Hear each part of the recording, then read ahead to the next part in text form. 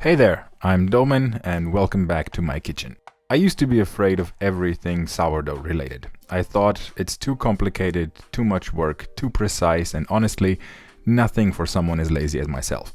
Then I put on my brave pants and thought, what's the worst that can happen? And I learned that yes, it can be very complicated, it can be very hard with a lot of work, but I also learned that it doesn't have to be, and I'll show you how. To make this bread, you'll need 400 grams of bread flour, all-purpose flour works just fine, 365 grams of water, 100 grams of rye flour, again if you don't have this on hand, just use more of the other flour, 50 grams of active sourdough starter, and 9 grams of salt. Now, if you have a stand mixer, by all means use it. I'm quintessentially lazy, so I usually do. Start with water and dissolve the starter in it as best you can. Don't worry if it stays clumpy, it's perfectly fine. Then add the flours and the salt and mix for about 6 to 8 minutes at low to medium speed. Now, you'll get a rather sticky dough. As a result, scrape the sides of the bowl down and let the covered dough rest for about 30 up to 90 minutes before putting it in the fridge overnight. I usually do this for at least 8 hours, 16 hours or so, depending on my schedule. Then, the next morning, take the dough out of the fridge and let it warm up slightly for about 30 to 40 minutes. Now, coax the dough onto a lightly floured work surface and form a loaf. Do this by stretching the edge of the dough over the middle of the mass and repeat until you come all the way around. Now flip it over so the seam is in contact with the work surface and use a bench scraper or your hands to tighten the dough and just let it rest for a while. Let it calm down. In the meantime, dust a proofing basket with some flour.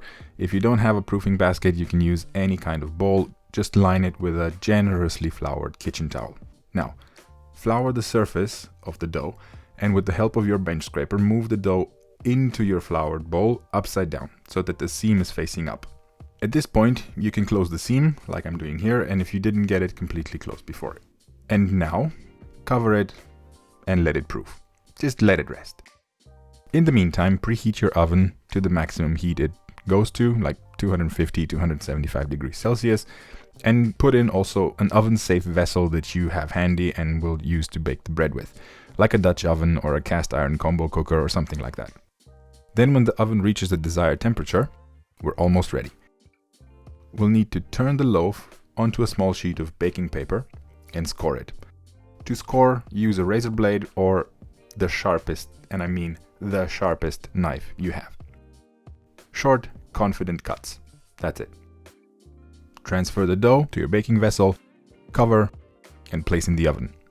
And important, drop the temperature down to 230 degrees Celsius. Bake for 25 minutes before dropping the temperature further to 200 degrees Celsius and bake for another 20 minutes or so.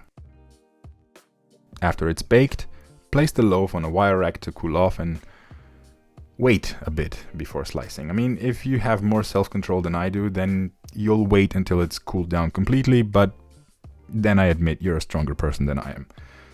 Hat off to you. And there you have it. Very low effort, beginner-friendly sourdough bread that anyone can make, and it tastes and looks amazing. Thanks for watching. If you have any questions, let me know in the comments. And if you got all the way to here, pat yourself on the back. I really appreciate it. I hope you have a nice day, and until next time, bye!